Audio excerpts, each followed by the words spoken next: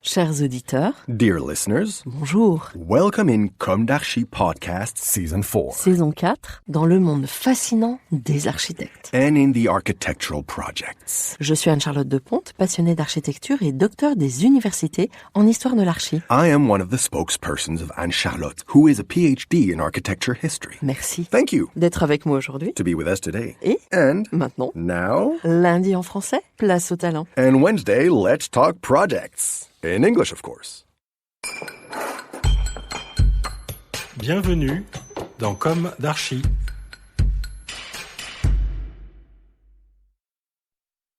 Dear listeners, good morning. This is Esther on behalf of Anne-Charlotte.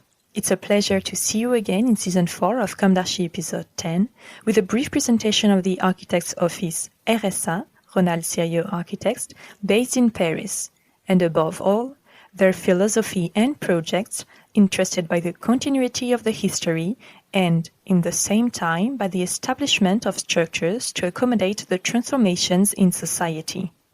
Somehow a decidedly dynamic and wise approach when wisdom becomes strength. Ronald Sirio is of Italian nationality. Fascinated by Paris, he came to work there after his studies and has never left the capital. He has known and worked alongside some of the great figures of French architecture. Today, he works with his team. But let's let them have their say, with now a presentation of their practice in their own words. Let's begin with a presentation of their studio. Trained in Genoa and Milan, Ronald Sirio created the RSA agency, Ronald Sirio Architects, in 2012. It is active in the field of architecture and urban planning and bears witness to the challenges facing contemporary society. A sense of social responsibility which leads to the use of biosourced materials, bioclimatic devices, and the economy of land and materials, the attention paid to the existing, the need to establish a new alliance with nature, the inclusion in a circular economy. The agency looks at sites and places with questions of legibility, use, and inscription in time. Ronald Sirio and his team are sensitive to the breadth of the great landscapes and are always keen to install through views and porosities in an aesthetic that is both rigorous and warm. In urban planning, the agency's approach is based on the study of traces and history. Its projects regulate urban sprawl and road traffic. The developments reintroduce biodiversity into the heart of the city while participating in a reflection on mobility and energy-positive territories. In the public space, spatially, it is a question of creating an urban scenography by articulating the empty and the full through gains of tension, while the furniture, the lines of plantations, and lampposts install intermediate scales. Recently, the agency inaugurated a footbridge designed in northern France. In architecture, the fields of intervention are numerous.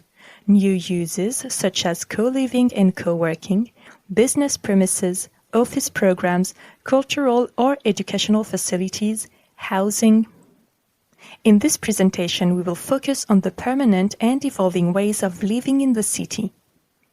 Thus, we will focus on two projects currently under development that are very important for the agency. The Grand Centre project in Reims, a co-working and co-living space, which competition was won in 2019, and the La Fruitière project, ZAC Lacassine in Chambéry, which plans to mix co-working, co-living and housing. The Reims project is located in the new ZAC Cernam-Boulingrin, whose ambition is to create a new central place for the people of Reims. With the attractiveness of the two major leisure facilities built in this area near the station, the aim is to create an urban fabric. The buildings will house an innovative program, partly co-working and co-living, with a gym. The morphology of the buildings is designed to offer optimal lighting, diversified views of the city, and allow for planting in the open ground and on the terraces. The ZAC Cernam-Boulingrin is located in the northern part of the historic center of Reims, outside the old medieval fortifications and bordering on the Faubourien fabric. This situation implies that the buildings should be designed as links between the city center and the ZAC and its exceptional facilities, such as the aquatic center and the arena. This new district is intended to become an everyday place for the inhabitants. New programs will be built and the project will have the task of establishing its identity. As a result, our thinking has focused on three main objectives. To create an identity for Unit B2 by strengthening the links with the existing urban fabric and by creating urban breathing spaces. To increase the attractiveness and quality of the ZAC through varied and innovative programs in open and multi-purpose spaces. To act for the preservation of the planet by designing a sustainable construction capable of changing with the evolution of the economic and social needs of the district. There is much to say about this emerging architecture. Let us focus on its programmatic evolutivity and its structural principle.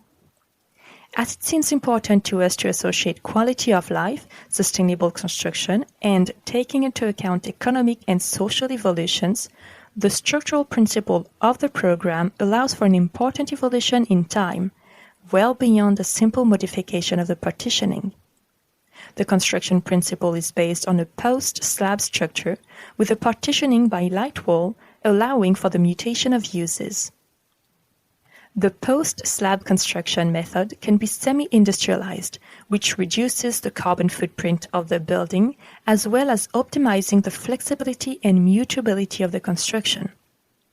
The post grid is 3 meters on the facade and 6 meters on the interior, and supports flat slabs without beams for the offices, allowing unlimited modularity. Circulation and sanitary facilities are grouped in the central cores, leaving the floors free to be partitioned according to size, program, or current needs. If these leitmotifs of industrialization and repartitioning were already implemented during the 20th century, recall Marcel Lodz, today the systems have gained extraordinary flexibility, which makes them all the more relevant in an uncertain and consequently changing contemporary social context. Let's talk about the La Fruitière project, ZAC La Cassine in Chambéry. In this site in mutation, located between the railways and an expressway, the Cassine project is presented as a base on which 3 volumes are established, separated by alleys and hollowed out by terraces. The building is clad in zinc at mid-height to evoke mountain architecture and the city's urban landscape. The operation mixes classic and innovative programs, housing and activities in an ecological and bioclimatic approach.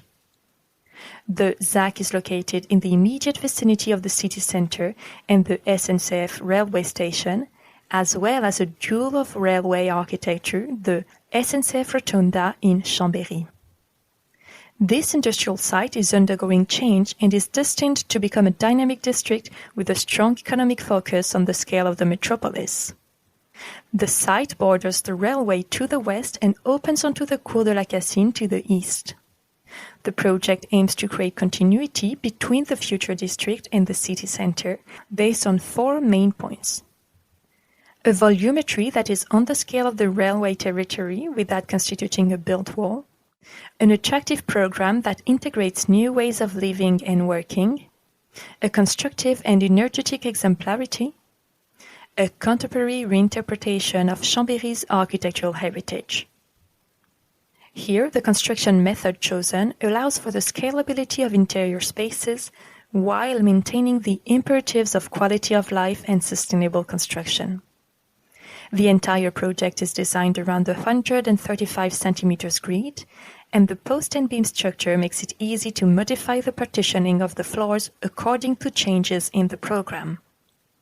The project consists of 2 structural entities. From the basement car park to the 3rd floor, the structure is in concrete. Above, on 3 levels, the framework of the facades and the frame are in wood. The insulation is made of hemp concrete. From a constructional point of view, the floors act as a diaphragm to resist shearing forces.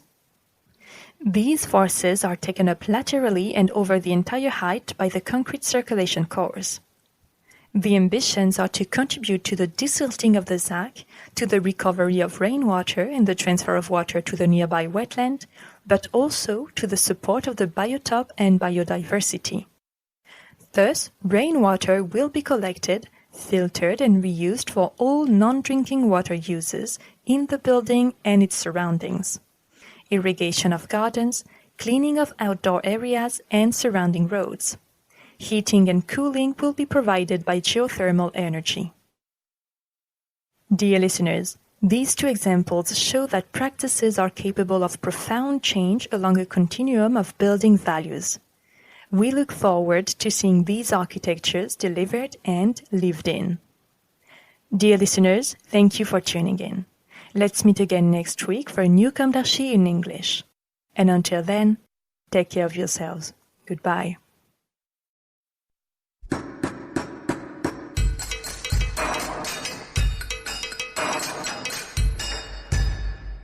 Thank you for listening. Thanks to Julien Rebours, sound engineer, who is collaborating with us today. Don't forget to tune in to our previews on Instagram at comdarchipodcast. If you enjoy this podcast, don't hesitate to promote it by giving it 5 stars and a little comment on Apple Podcast or on your favorite podcast platform. And above all, subscribe to listen to all of our episodes for free.